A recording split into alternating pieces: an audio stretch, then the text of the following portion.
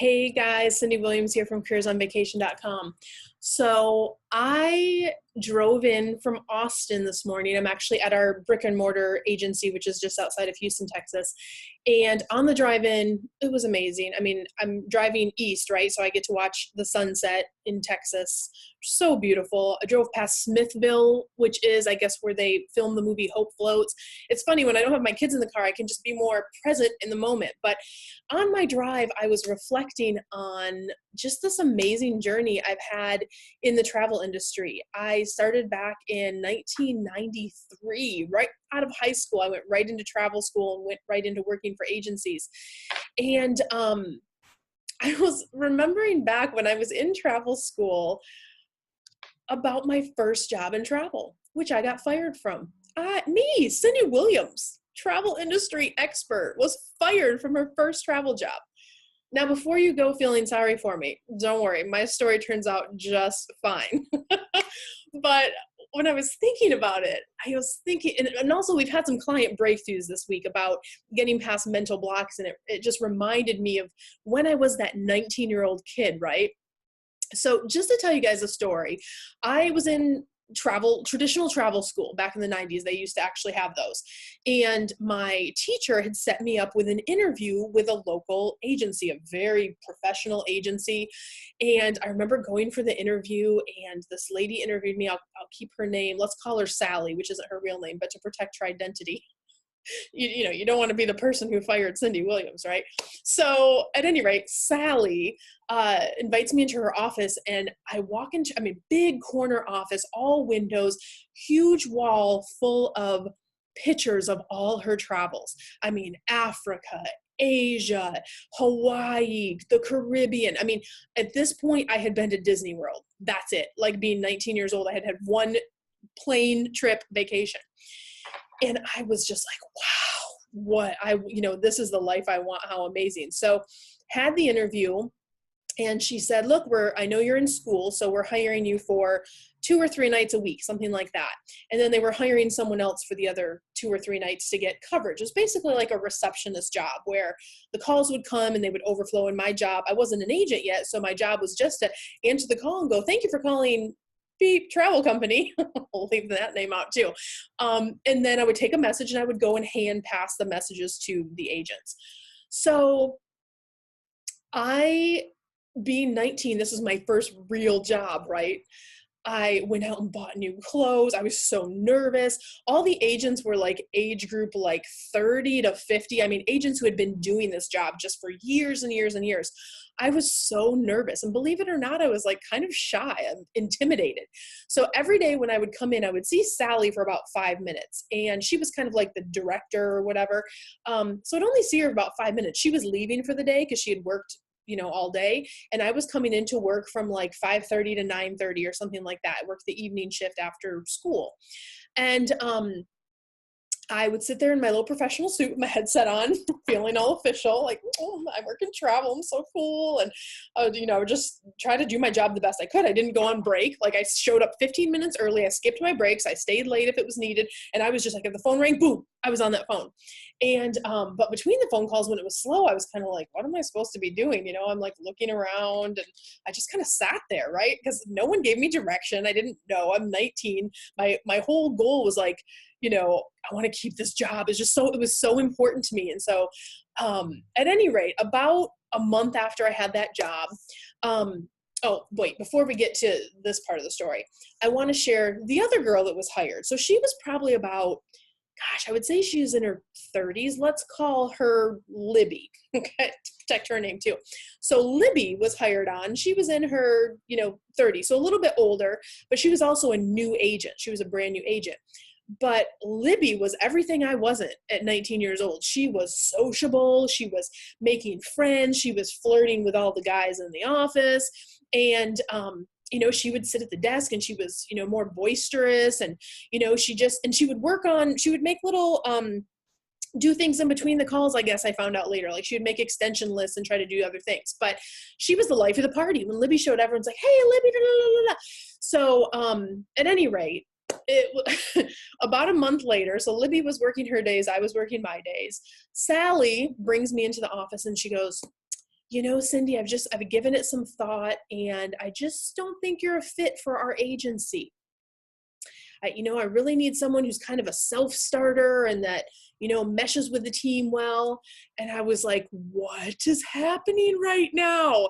I was totally shocked because I was like, I kind of saw Libby. She wasn't always working, right? She was great at making friends and, relationships and, but to take responsibility, I also had no idea what I was doing at 19 years old. The sitting in between and just being like, there's probably some areas I could have taken initiative. So Sally wasn't all in the wrong. So I got fired. She said, I wish you well, keep in touch. I just don't think it's a fit for you. So of course I was devastated. I remember going out into the car and just crying. Oh my God, I have to go home and tell my parents I got fired. I was like, oh, what is happening right now? And you know what? I was super sad for about 2 or 3 days. And then I was like, you know what? No, like I had a choice in that moment. I could have, let Sally's impression of me, which her 5 minutes a day over the course of the 4 weeks or whatever that I worked there, she didn't really know who I was. She didn't interact with me. No one gave me any direction at the job. Yes, I wasn't self-starter, which is what they were looking for, and that's totally fine. Again, taking ownership over that. But I was not going to let her decide my value. And that was something I learned, that when you go back and go, what did I learn from that experience? I had a choice to make. Like I could have sat back and go, oh, maybe travel's not for me. Oh, I know I just went through travel school, but maybe I'm not meant to work in agencies. Maybe I'm not good enough. Maybe it's not for me. And I just thought, no, you know what? And I went back to my teacher and I said, hey, it didn't really work out. I did get some feedback, but I really want to try again. Are there other, opportunities out there? And she had an interview for me within a couple days. And then I went and worked for a company called RCI Travel, which I love. They're still in business today because they hire people like me. But anyway, RCI hired me on the spot. And within a year, I was selling $1 million worth of travel for RCI. Now, they had a different setup though. They had a little bit of a younger workforce, which was a better fit for me at the time. They had a real training program. They had real supervisors that actually guided you and mentored you in terms of learning. So it was the right environment for me to learn in, which was great. But had I gone back and let Sally detour me from my path, if I let Sally decide my value where I was going to make a different decision to leave that industry that I was so excited about, the outcome would have been totally different, right? So to move ahead, the next few years, I sold $1 million at least a year for RCI Travel. Every year I would send Sally a Christmas card. And the first year was so, it was just rewarding for me to do it. I sat down, I went to the Hallmark store where you get the gold seal, right? I wrote Sally just a nice note. I said, Sally, thanks for giving me my start in travel. I wanted to just keep you updated and let you know I made the $1 Million Club at RCI Travel this year. Thanks again for giving me my start. P.S. Tell Libby I said hi, because I knew darn well, I knew Libby's work ethic better than Sally did, because I saw her not working, but making friends and whatever. So, so I sent her a card for the next few years just to kind of, solidify, like, you don't get to determine my value. And by the way, had you, seen my value or been open to having the right types of systems in place, maybe you could have $1 million salesperson on your team right now, right? So anyway, let that go. You have to let people like that out of your life. So sent cards for a few years and then that moved on. But my whole point in this story is because I've had a couple of clients with breakthroughs this week. And sometimes you have negative people in your life. You have a boss or a teacher or sometimes it's friends and family.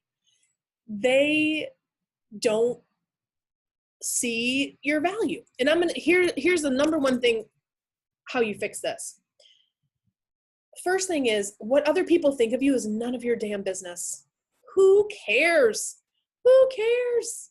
You get to be the author of your story. You get to write your story. You get to decide if you're going to be successful. You get to decide if you have a big dream, if you're going to go after it, right? So don't let other people determine your value. If you have frameworks or people in the back of your mind going, oh, so-and-so thinks I shouldn't do this, or so-and-so thinks that, who cares what so-and-so thinks? If I listened to everyone that told me advice on things and didn't listen to my inner voice, I would not be having super, super successful travel businesses today. I would have been too scared to start that journey, right?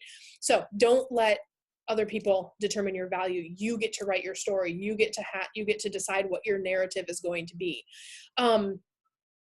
Second thing is, I always tell people, you're the average of the 5 closest people around you. So think about that for a second.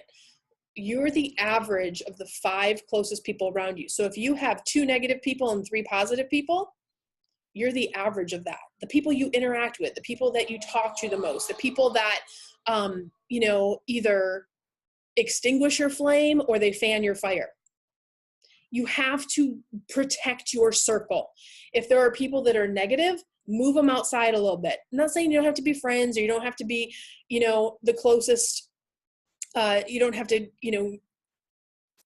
take your family and send them off to a different country. I'm not saying that, but sometimes you have to protect that inner circle. So look at who the top 5 people on your favorites list are on your phone and go, does she fan my fire? Him, she or he, or do they extinguish my fire when I talk about things? Make sure the core set of the people in that 5 are people that either inspire you, encourage you, kind of help you get on your path, versus always saying, oh, well, here's why this won't work, or here's why that won't work, or oh, I've heard this, who cares what other people think? You get to decide. And then surround yourself, create that circle, and maybe make some new friends. Join the Careers on Vacation group on Facebook. There's no charge or fee to do that. You can see the people that post and you can tell they're really positive. Make a new friend, right? Add someone to your circle that's going to lift you up, not bring you down. So protect your circle. Get the people that fan your flames. That is what will help you on your path faster. And the last thing is simple. I know I can guarantee you one thing for sure. If you never start, you'll never get there. So whatever your dream is, your dream's to build a boat, your dream's to have a travel company, your dream's to be the best singer in the world. I don't know. But whatever your dream is, you will never get there if you just sit around and dream about it and don't take any action. Take one step today. Find a mentor, buy a book, go check domain names if it's a business, whatever. Just one little step to move you in your path. Watch another one of these inspirational videos. That's it, guys. That's the thing. So yeah, don't let setbacks set you back. So what can I learn from it? And let it be your fuel instead. When Sally walked me out of that office, said, hey, good luck to you, stay in touch. Let that, that became fuel for me. So when I was at RCI, I'm like, ooh, I'm going to show Sally. Like, Sally doesn't care. She forgot about me probably 5 minutes after I left her office. But that was in me. Instead of it letting me squash me, I let it be a fuel to kind of propel me to the next level. Like, you don't know who I am. I'm going to show you. Show them. What are you waiting for? You guys got this. All right, I'm going to get off my soapbox now. I love you guys. So much love, so much abundance. And keep following the page. You guys are doing great. Talk to you later. Bye.